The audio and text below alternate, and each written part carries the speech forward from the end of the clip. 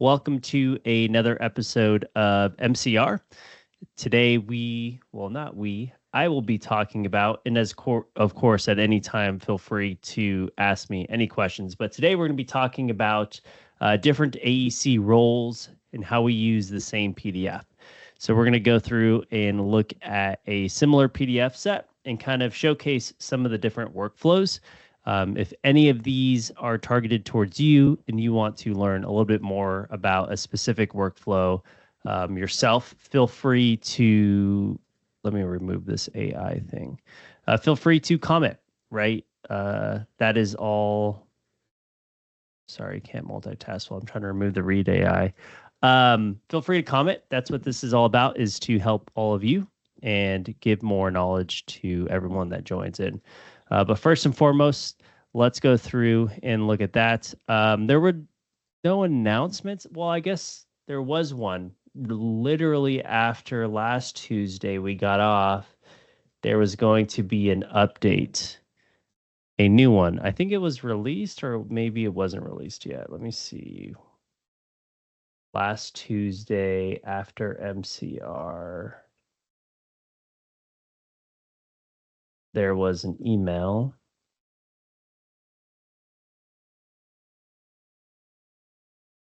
I might have just hit like delete on the newer one, but I believe there's an update coming out. So just be aware of that. Yeah, it was like 6.1. I don't know if it went out already. Let me check my updates. Yep, it was released. So what they have for this one was just fixes.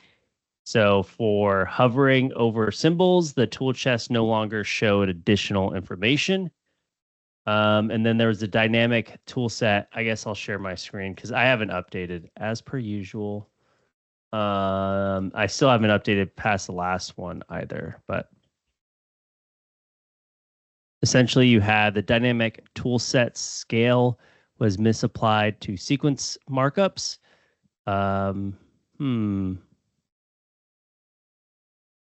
Oh, because it was the dynamic tool set was misapplied to the sequence item. So that was the ability to change that numbering. Placing a profile on a network drive caused my tools to duplicate in the profile. Unpaid participants were unable to collaborate in Studio due to tool sets unavailable. Oh, okay. So for those folks that didn't know, if you're an unpaid collaborator, some tool sets don't work because you are limited, but this was preventing people to sign in. Let's see what the other one. Unpaid participants were unable to collaborate in studio sessions due to, that's what I just read. Count measurement details, subject label were not edited. Sequence markups disappeared and an exception was thrown when flattened markups. Then group count symbols failed. And then font family size. So there's just a bunch of things that weren't working, it looks like. Automatically create form fields weren't detecting forms. Okay. I wonder if this fixes some of the areas that don't have lines under it. That would be awesome if it would just create form fields with no lines indicating that there's supposed to be like a field of text there. But yeah, looks like just a bunch of fixes, which is probably what a lot of people were wondering. So I'll move this back over to here. And we'll hit escape. Now we'll go through and just open up a PDF set. And as always, if you have any questions, feel free to ask as we kind of go along the way. I'll try and monitor the chat as much as possible. But let me go through and look at a PDF set here.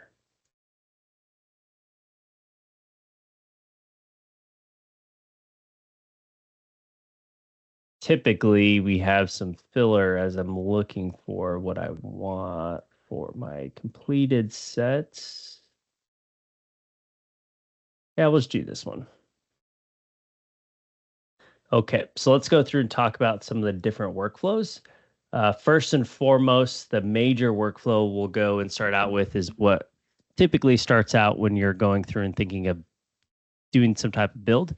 That would be the architectural work set. So typically when you're going through, you'll have an architectural floor plan that what would they do essentially with and use Revu for. I'm not going to do everything step by step exactly what they're going to do for, because again, architectural teams will probably do some CA, some punch lists as well. So we're not going to go in depth into that part, but let's just do in terms of the design side. Some of these would be custom markups. So custom callouts, going through and doing custom symbols to indicate information on a PDF set. So some of those would be like door symbols. I'll teach folks how to go through and create their own door symbols. So if you have a door already on a PDF set, you can actually just go through and hit G for the hotkey for this. That way you can detail the exact same door that you have pre-curated. Now this could be from the symbols page. I'm just going to take it from here and I can just do a Control V. Now I have that same door symbol. And you could do no markups if you wanted as well, but I'll just keep this simple as we go through. And then I can replace this door symbol. I already have some pre-created, and I'm going to go through and grab those already down here in my design symbols. And I can place these now wherever if I were to indicate maybe a door passageway through here, right? Some of these are scalable. So as you can tell, the scale is different from here to here. So I'd probably scale this down just to show that this is here. But I'm not trying to make a one-to-one, right? I'm just indicating that this needs to be a design change as well. Next one would be some callout symbols. We noticed that a Revu 21 is not available for Revit 21 and older. We had some printing issues in our office. Yeah, I mean, you can't even install, I think, Revit 20 now. Because we're on Revit 26 and they go the past 5 years. So you'd even have to get an exception. So that might be a time where you need to upgrade your project. But let's see Bluebeam plugin.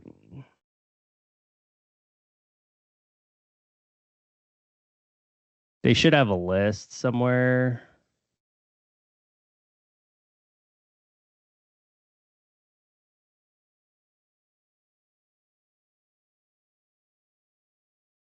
Of what versions they plug into.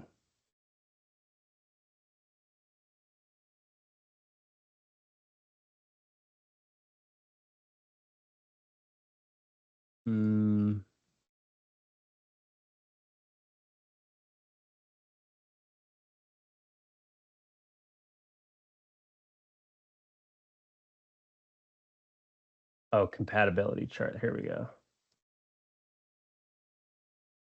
So let's see. Revit, yeah, it's 21 through 26. So they probably follow the same as Autodesk does. Notice Revu 21 is not available for Revit 21 and older. So it should work for 21, but it will not work for older. So there's always been an issue if you've had Revu installed prior to a new version. There's been a bug where you have to, I've done it where I've uninstalled Revu and then reinstalled it, and that would allow me to see older versions. So that might be an issue for you, where you have to reinstall Revit or Revu for it to notice as a plugin for those solutions. That's happened to me in the past. Unfortunately, that's what I had to do, which was just uninstall it. But it says here compatibility, you can go to Revu 21. So if it's not noticing your older version of Revit, that's what I've done. Because mine, I think I have, let's see, I have all the way to Revit 2022. I thought, yeah. So I have Revit 2022. But I still should have all of those versions. Let's see.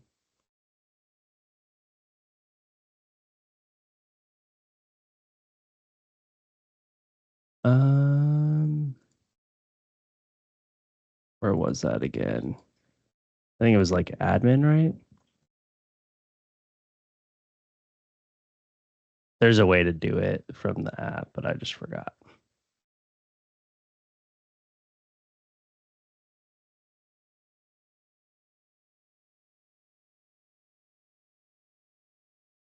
Yeah, so I can go all the way back to my 2022. It's 25, 24, 23, 22. I can't install Rev right now and keep going, but yeah, mine work for what older versions.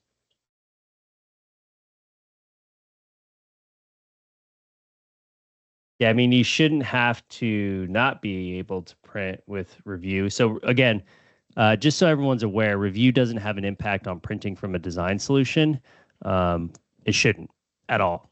The only thing that it would be doing is being able to write a PDF, right? So if I'm in Revit, regardless if you think you're having an issue, it shouldn't be an issue because of the plugin. It's just pick a different writer if you think Review is causing the issues. I'll open up Revit and show that kind of workflow as well. Yeah, I mean, again, Review wouldn't cause the issues unless you're using the Review app. Just print from a different writer. The issues wouldn't be caused from directly from a solution that's an add-in. It wouldn't bug out Revit overall. Just pick a different writer. So Review has its own writer. So folks didn't know that it's a PDF formatting solution. Every writer, well, most solutions come with like a writer. Any add-ins really nowadays that you have for Autodesk products typically have a format or formatted writer. It's just allowing it to print in more vector enriched data. Most have it. It's an ISO standard now that is standardized, so other PDF solutions can open that file format. What do I want to open up? I just want to open up something. That's cool. We'll just open up this one. I believe this is submodel. I don't remember. But yeah, if you're having line weight or issues and it is maybe the writer from Review, okay, that's not okay. First of all, you should definitely reach out to our support team, and they'll help you out with that. But basically, I don't want to open up that one either. So let me go through and open up a different model.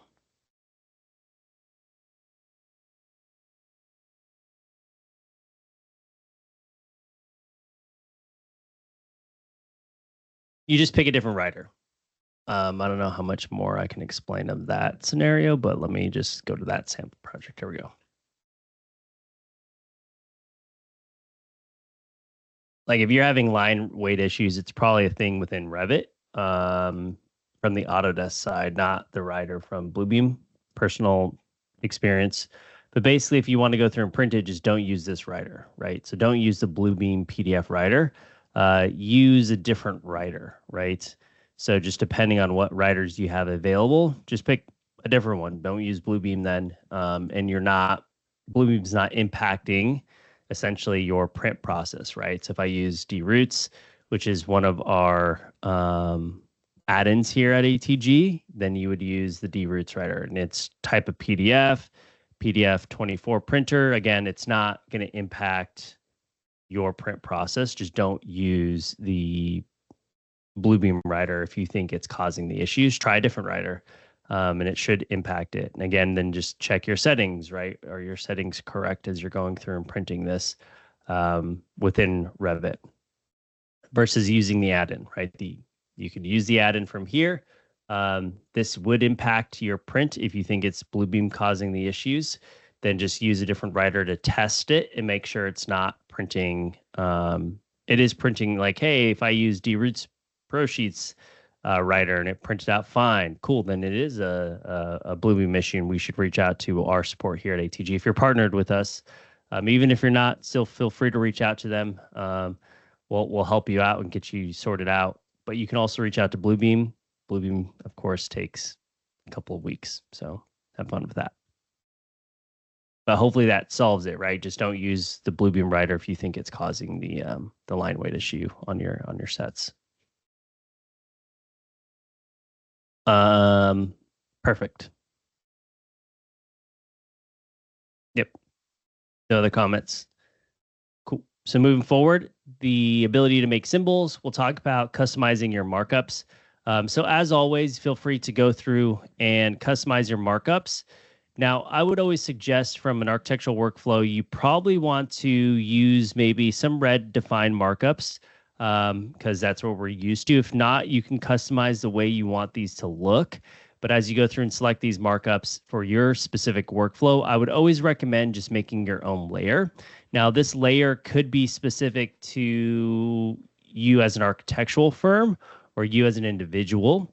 But as you're going through and making these markups and customizing the way you want these to look, which is again completely up to you on how you want these to look specifically, you can then drag them into my tools or a custom tool sets that are going to be yours, like this architectural workflow I already have. And then I would actually then go through and right click on that markup and add a layer and layer these to your specific workflow. Now there is that should be an update. No, I guess I understand why they probably don't want to do that, but that ability would be cool. A full layer already applied to an architectural work set would be cool. Meaning, or any tool set, I can just mass apply a layer to the entire work set. I mean, tool set, work set, tool set, versus having to individually apply them because this is a cumbersome workflow. Like I had to go here and hit layer, and then I'll just do arc as my example of the layer. And if I wanted all of them to be that, Control C, I'd have to then right click and do the same thing. Layer, right, Control V, right click, layer, Control V, right click. Like this is a little bit tiresome. So I guess I could see that would be cool if you could just like left and select these to do that, just be more effective. But anyways, there was a question, are layers in studio sessions available yet? So you can't modify layers. So if I open up a PDF in sessions, oops, this one.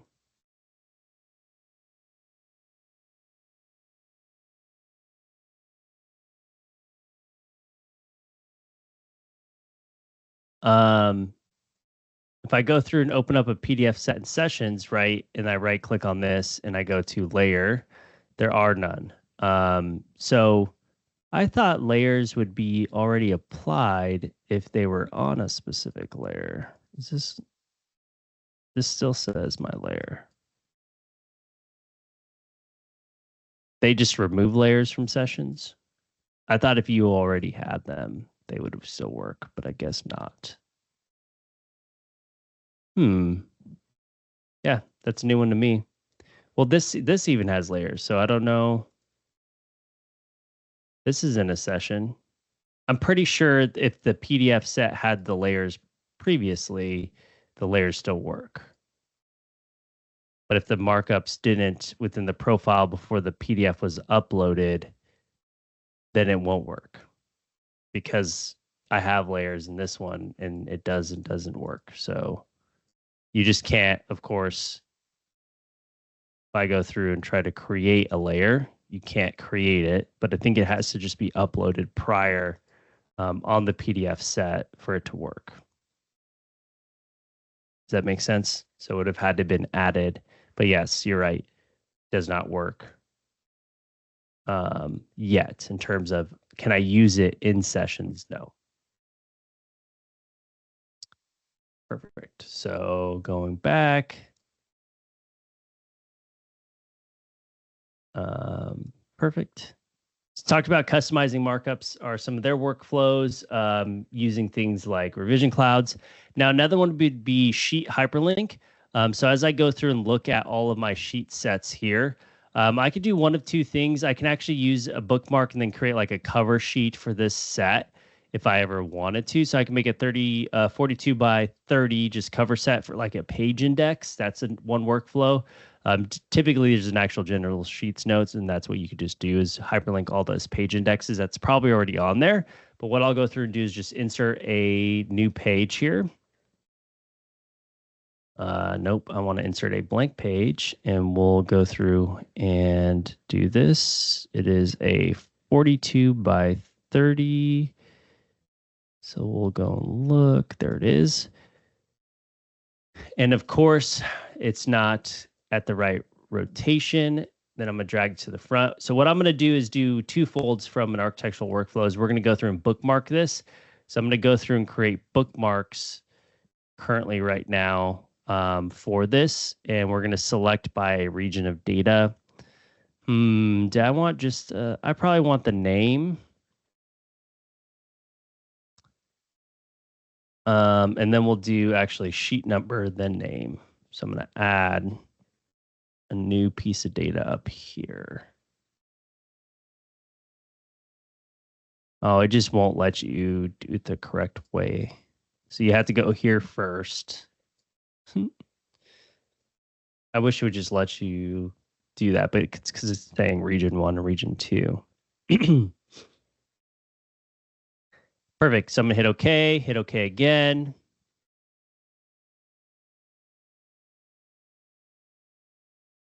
Perfect. Now we have all of our sheets labeled here.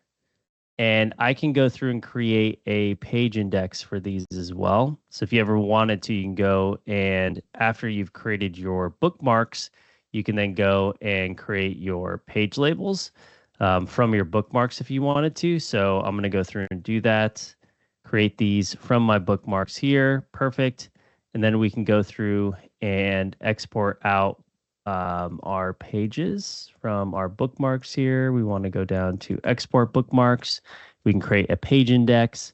We can do it via CSV or PDF. It's completely up to you. And then you have your page index. So from here, it's now indexed your page and it will let you go through and copy those. So that's one way to do your page index, or the other one would be to hyperlink things. I don't know what happened to this PDF set here. That's somebody messed up that call out. Is there any other ones that have any sections or data on here? I'll just use my structural set then. So the other one would be to go through and create hyperlinks for sections.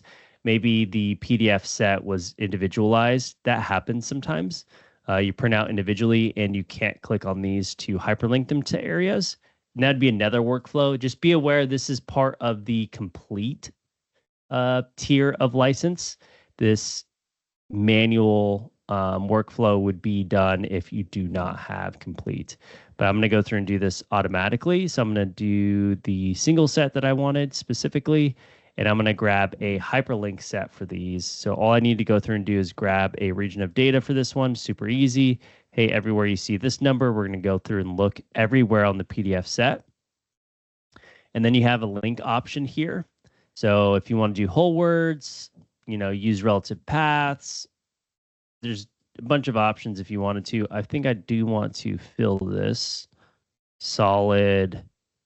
Yep, perfect. So now I'm going to go through and hit run. It created 94 hyperlinks. And here we are with all of our hyperlinks here. And now I can go through and select this, and it brings me to the page that I want. Now, hyperlinks in different areas too, where it's seen that section indication as well from a number perspective. So wherever this number resides, it'll create a hyperlink.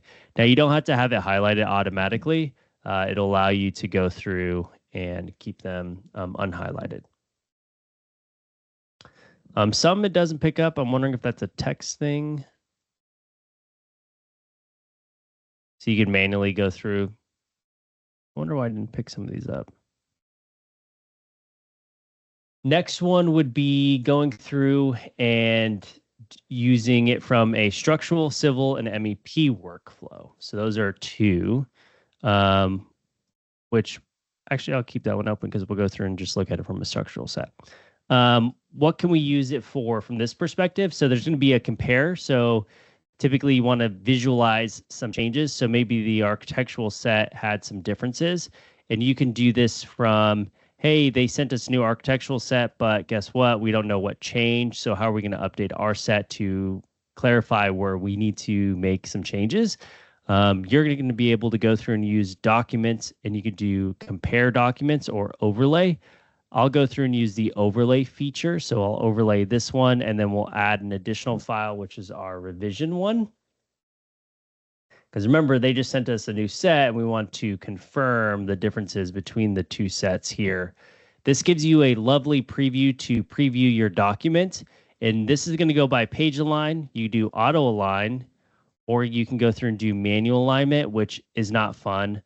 I probably shouldn't have clicked it, but this is by like points. I don't recommend doing this anymore, especially with the auto align feature. So just be aware of that. I'm going to go through and just do page align because I know these are the same page size. I'm going to go through, hit OK. This is one way to verify what has been updated and what hasn't been updated. The other way, the little trick that I like to use if I'm looking at a specific area and I want to know if it changed or didn't change, I would probably just grab the snapshot of something and then bring it onto my PDF set. So from like a workflow here, what I would just do is, hey, maybe this area changed. I would just hit G as a Snagit. It's not a Snagit, that's the tool, but a snapshot for review. And then basically from here, now what you can do is you can just do a Control V workflow. And then once it's done that, you can do multiply. So it's able to kind of be as an underlay. Right click, change colors, and you can change your colors to make it more of a revision. And then you can drag this right on top to stack it and see what the differences are, if there are any, right? So those are some options as you're going through and reviewing this. Just to make sure that you can check and verify. Oh, I guess I pasted two of them. I was like, why isn't it working as intended? So as you align it, you would be able to see if there were any differences, but as you can tell, there isn't any because it's the same one. But that's my preferred workflow because going through and checking individual areas is more important than the overall, because I may have like 100 PDFs and I just need to check this specific area and what changed.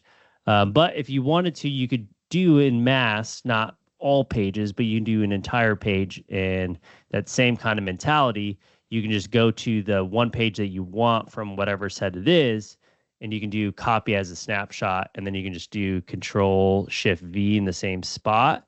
Right click, you can go through and change colors, and we can change everything that's in here to be a different color. And then you can change this to a multiply. And then there's the full PDF set to verify if anything changed or didn't change.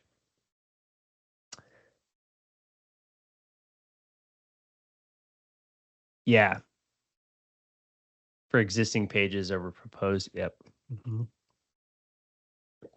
David was just saying in the comments how it's similar. And it actually is great for proposed over existing too. And then you do a layer. We'll add the layers back in, and you can say whatever rev it was. That way you can turn it off. You can even do this for the new set and grab the old set and bring the old set over to here. I think that's the workflow David was talking about. But basically, then you can have a layer of what rev you have, and you can have all the revs if you, if you wanted to as well. Multiply is just the way it blends. So Jason and I had talked about maybe going through all of these. These blend modes are used primarily for stamps, but it's also for snapshots. It's just the way that the embedded PDF, well, the snapshot basically looks. So if I do normal, right, it's going to be more predominant on that PDF set. Why did I just scroll and it brought me all the way over here? I guess it's looking for multiple pages, and it's not my intent. Thank you. So yeah, basically the blend mode, multiply makes it more of an underlay. You also have screen, which would screen on top of, which I don't want to do. Then you have overlay, which is another, I guess it's the same maybe, but not really. And then you have darken. There's just different color plays that you can use for the way that the markup is represented. It's the same thing as your stamps. When you go through and apply a stamp, these stamps, when they were created, have a different blend mode, right? So as I go through and place this, if I select this markup here, if you just let me select, oh, it's because it's over, it's the darken issue that I have. Thank you.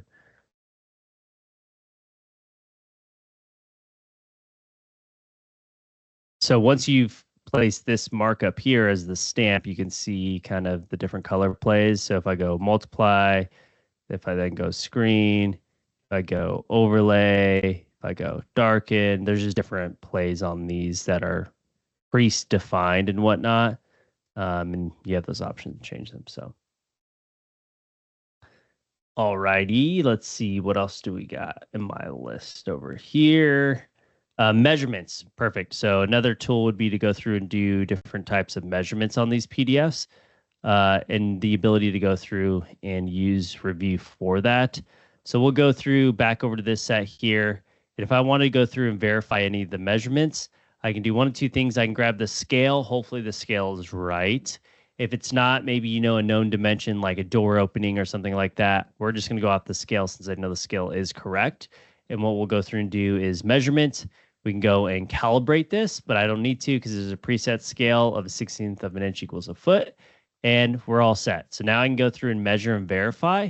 So there are different measurement tools. There's a length tool we talked about last week as well for like, you can get a running total of the overall lengths down in the markups list.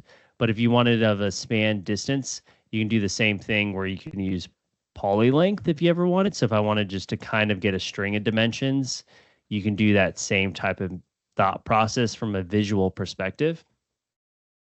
Here's my string of dimensions, right? Versus going down and looking in your markups list, because there will be a running total.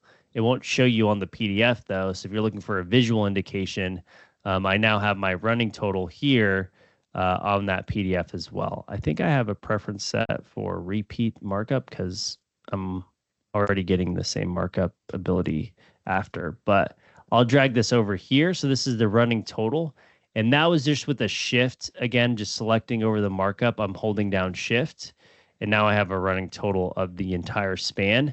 But you have these little instances here. So you can drag this down as well just by holding shift. So then you can see those different dimension strings and where they're at. But that's the overall string of dimensions for this specific area. So that works.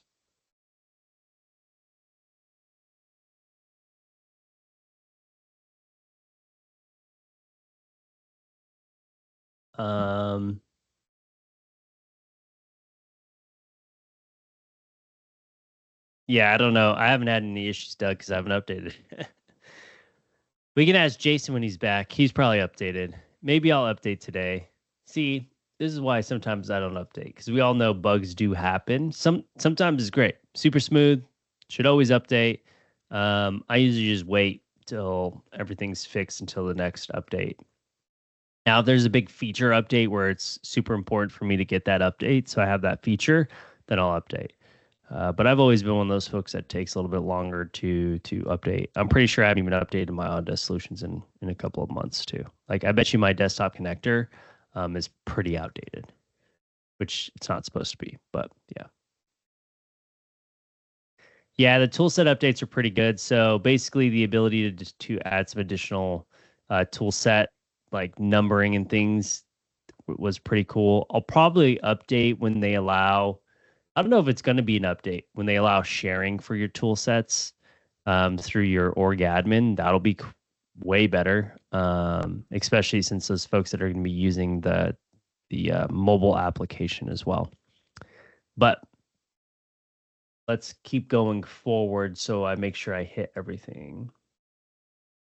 Okay, so the project manager workflow. So, but again, engineer, civil, structural, MEP, you use compare tools, layering for disciplines, which we talked about already, so I didn't go back through that. And then we talked about measurements and call out for clarifications. And, status changing. So again, status changing, you have the ability to create different statuses for different completions of things. So you can go through your statuses here. There is a draw bar here, and you can create whatever custom statuses you'd like. Just remember to save those statuses to your profile so you're reusing them. They do save to the PDF. Excuse me. So if you send this PDF to someone else for a review, they will have the same now statuses as well. And then you can do that. So it's been completed or something's been needing to change. So statuses. Let's go to project managers. Next one's going to be custom columns for priority lists for responsible party. So let's go through and make a markup. So if something needed to be addressed by a responsible party, like, hey, we installed this, this wasn't supposed to be installed, someone needs to go through and remove this, you can actually go through and create these custom statuses for responsibility. So I'm just going to do RES here.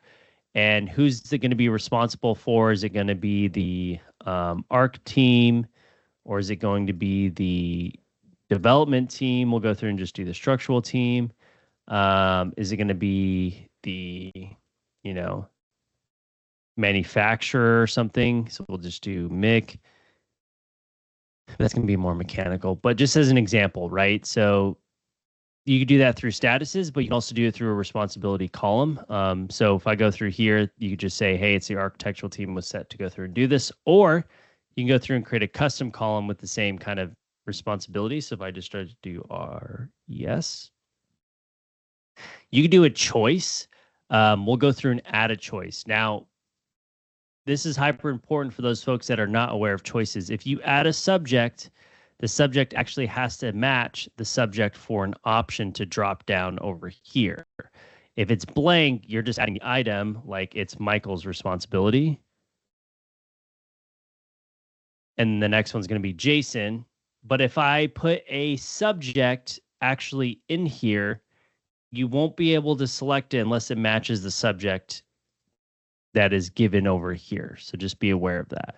So now if I go over here, I will have my new responsibility column, and I can apply Michael or Jason to any of these.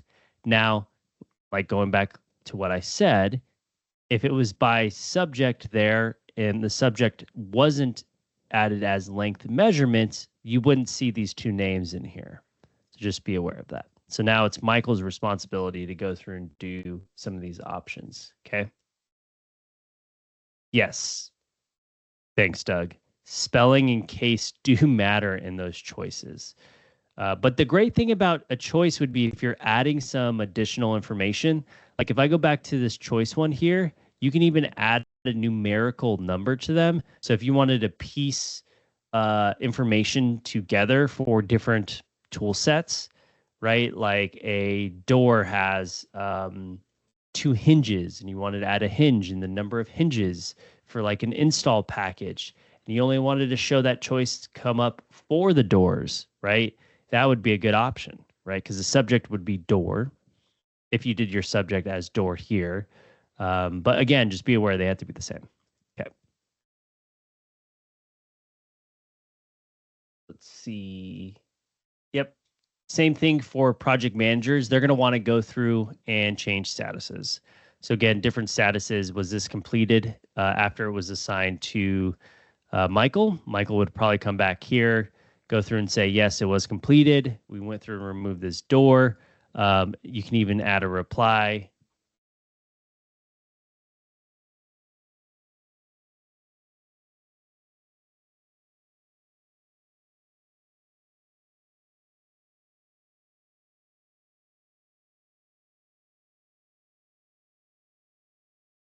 And then now that's just a running order of a reply information that's here. And this can all be printed out as well from a report, that same similar workflow. You can even go through and do status changes in the same thing I just did from your phone. So if you're out in the field and this PDF was in sessions, you do all of what I just did out in the field as well, because you'll see all of the custom columns and as well as the statuses. So in a session, would this be connected to an alert person? You would have to alert the person to answer that question. So the question was, would this automatically alert somebody? It doesn't automatically alert somebody, but you do have the ability to alert someone in a session. So after it was done, then you can go and alert somebody. But I would assume that you'd probably just have a workflow of look at things completed. That way you're not relying on someone to right click and alert somebody. You can just go through and just say, hey, let me filter out different things that are my responsibility. That way you can go through and be aware of those, right? That can be done in a session too. So if I'm in a session here and I'm like, hey, let's go look at specific things to my responsibility, I would just use the filter list and look at those. There's no responsibility column here, but we'll go through and just look at things that I've made, right? Hey, these are all the things that I need to go through and address. So let's go through and look at these. and then address them, right? That's probably what I would do as a workflow.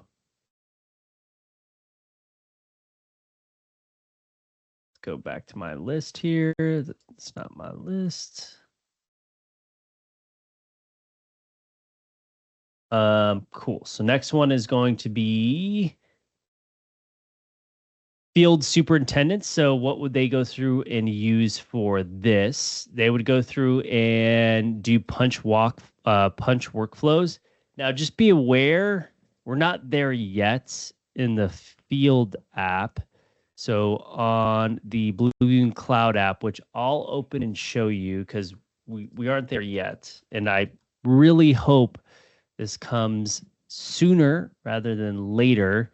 That way we can stop getting questions asked about the field workflow for the iPad app, because that one really does work with the capture data for punch lists, because everyone wants this for punch workflows.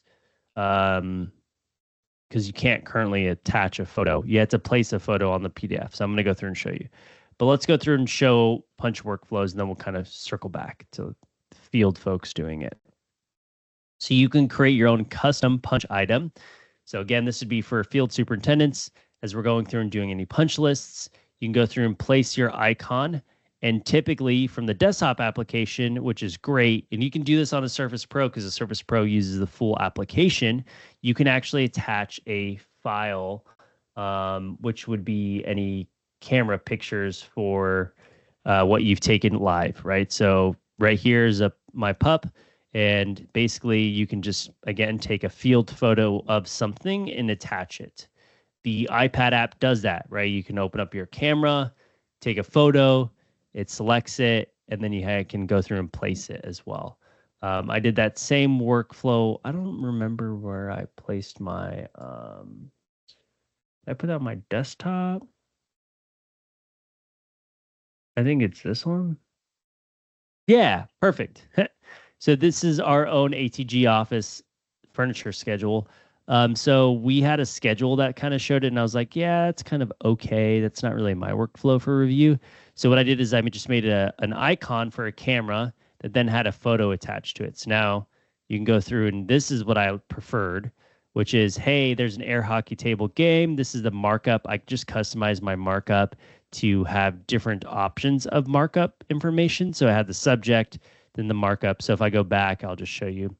Each little icon here is a markup, and each little markup icon had its own information assigned to it. So that way I had a better report, and then they can get an image here of that report. But same workflow, right? Like if I was doing a punch list, you'd have your icon of the punch list. It would have a description of what that is.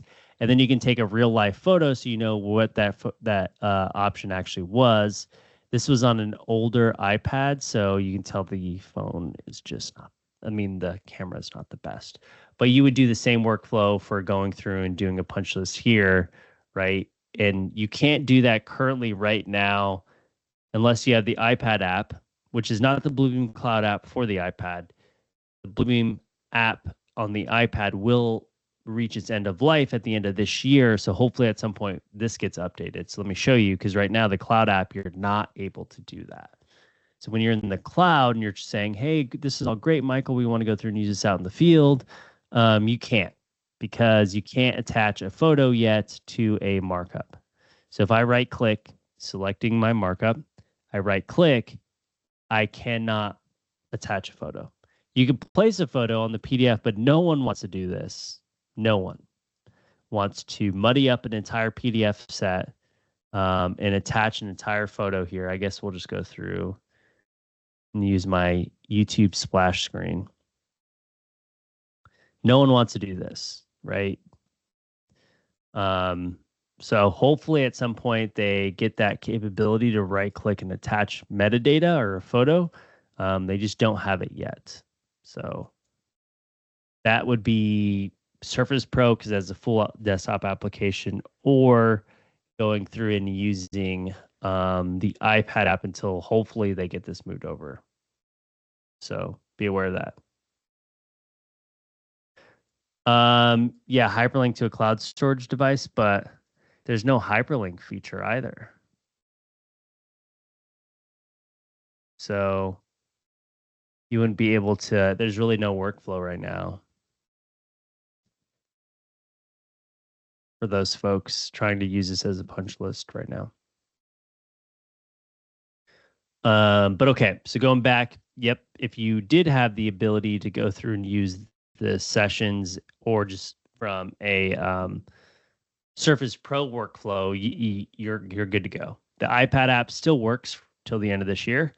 And then all those iPads that already had it previously installed, right, will still have them installed because it just be removed from the App Store. Okay, so going forward, let's see punch workflows. Let's see what my next one's going to be. Hyperlink to spec sheets. So the ability to go through and just hyperlink to different specs. So if you wanted, you can hyperlink to a different file folder. This would probably be utilized within studio projects because you don't want to hyperlink to a different file that's not part of the overall file. But if you did have it as part of the file, we've shown that before. So we'll just go through and just say, hey, maybe this was referenced to a different area. I could do that for a specific detail. So let's go to detail 3 on S21. And I can say, hey, let's hyperlink. So just like you would hyperlink to a spec sheet, you can hyperlink from here as well. So I'm going to grab a hyperlink location. Hey, I'm going to hyperlink this to a place, a space. You can even hyperlink to a studio project file. You can hyperlink to something local. But remember, if you're the only one that has access to it local, it's not going to be very helpful, right? But what I'm going to do is a space and, well, sorry, a place, not a space, because we don't have any spaces. But I'm going to create a place for this to jump to.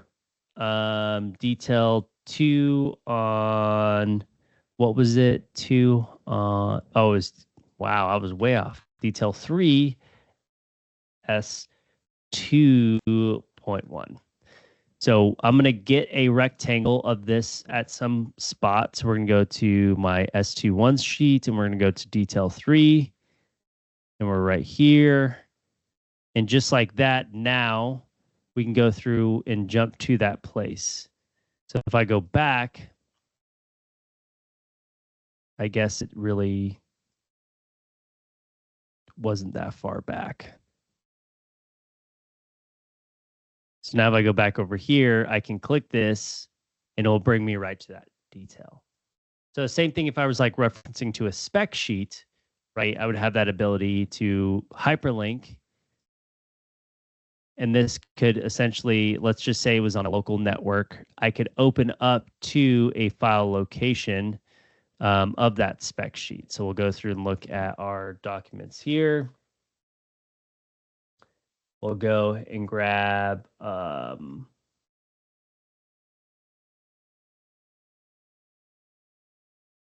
see, demo docs, spec sheet, PDF, concrete, perfect. So now whenever someone clicks this, it's going to reference this PDF. But again, being aware of storage and where it's stored, this was on my local desktop. If I send that PDF to somebody, they're not going to be able to open it.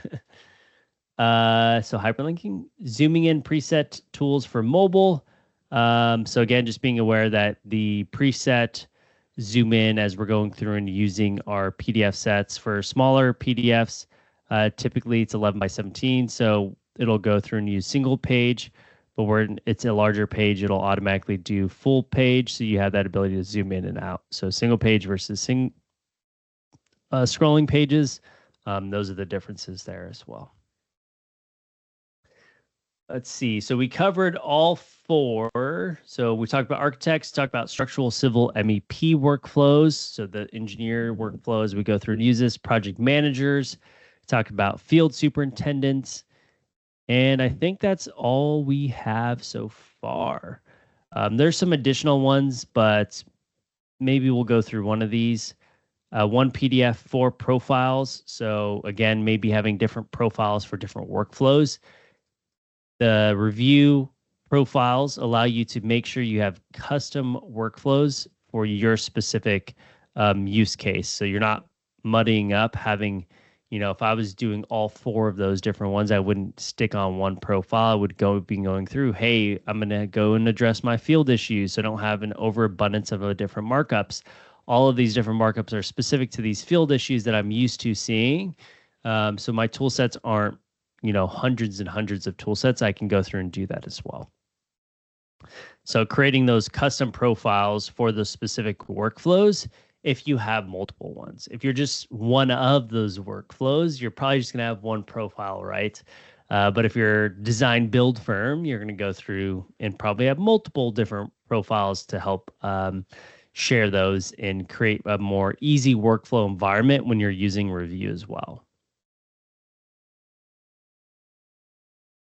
So again, just be aware that not all users use PDFs the same. So as you're going through and creating or customizing your PDF sets, everyone's going to use that PDF set a little bit differently.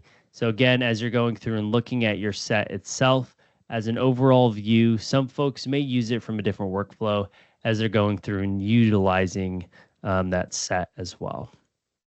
So make sure that you're aware when you're printing out your PDF sets, when you're combining your PDF sets, that there's always a downstream effect.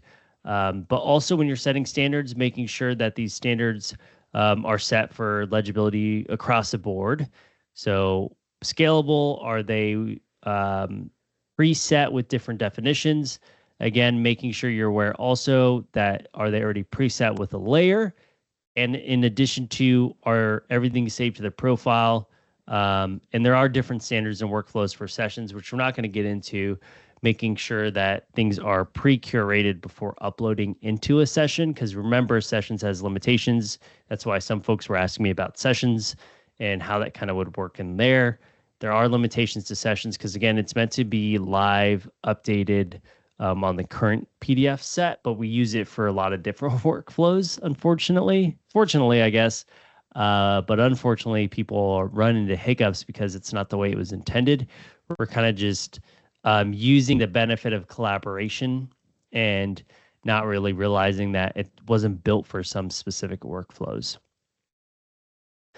Okay, let's see. I don't think I had any additional ones here. Let me go through and check the chat, see if I missed anything. Talked about layers, a lot of engagement. We talked about the add-ins. Remember, as earlier, if your add-ins aren't working, go to your administrator to make sure that it notices, Bluebeam notices that version. If you're having a print issue, try a different writer. So again, just file, print a different writer and make sure it works, right? So if it's not working with a different writer, it's probably something in the design software, and you want to go through and reach out to our support. Again, we help with both Autodesk products and Bluebeam products. So if you do have any issues with that, we'd be more than happy to check it out just to verify. Because if we're not able to replicate it, it's just your current install, your specific issue, not a well-known wide issue. But perfect. Okay. I think that's it. Let's see.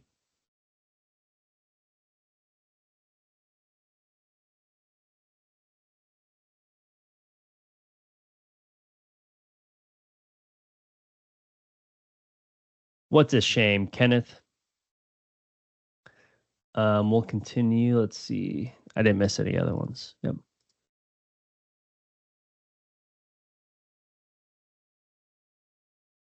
Yeah, sessions limitations. Again, sessions was designed to collaborate simultaneously on a live PDF set. It wasn't meant for a lot of the other workflows that people are utilizing it for.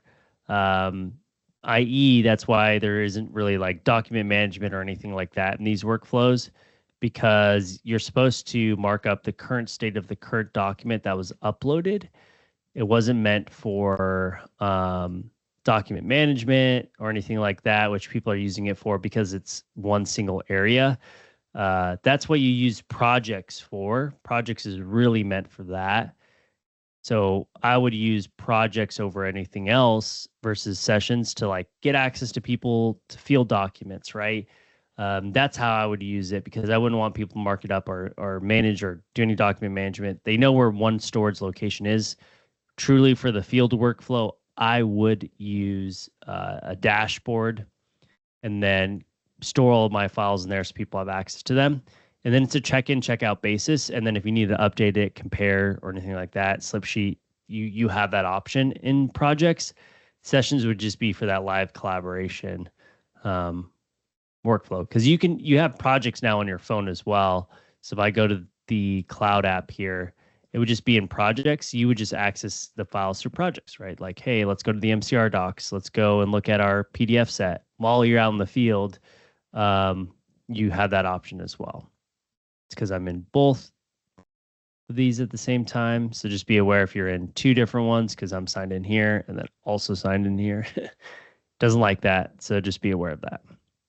Working simultaneously, that is. Let's see. Perfect.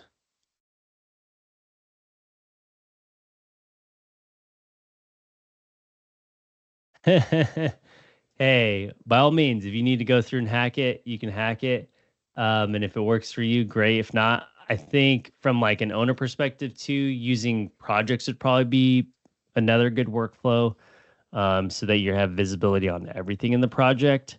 Just creating dashboards, right? So like if I go to this dashboard here, this is where you want everyone to store everything so you have access to it. That way it's easier for you to navigate, right? I can go to my drawings. Maybe I want to go to the R5s, submittals, site plans. You would just go through and essentially create this, right? Like contacts. Let's go through and look at my schedule, right? These different types of workflows, punch lists, right? Quality control, any of the drawings, architectural drawings, right? We want to go through and look at our elevations. This is where I would store everything from that workflow. Well, perfect. Again, at any point, feel free to message us. If you're watching this on YouTube, feel free to comment below. We'll get back to you with some workflows as well. I think a lot of people are on the hunt for a solid PDF collaboration outside of these review workflows. Yeah, Isaac, I think that's a good comment to make. Maybe there would be a third one at some point, because that's a true, I believe, comment of like collaboration outside of these review workflows. But let me give you a caveat here. Wouldn't projects be a collaboration workflow too? Right? I think people forget about, and maybe I'm wrong, but this is the same type of collaboration, right? We can collaborate in projects truly via the cloud, right? I can go into here and I can check this out, collaborate on it, and then check it back in for someone else.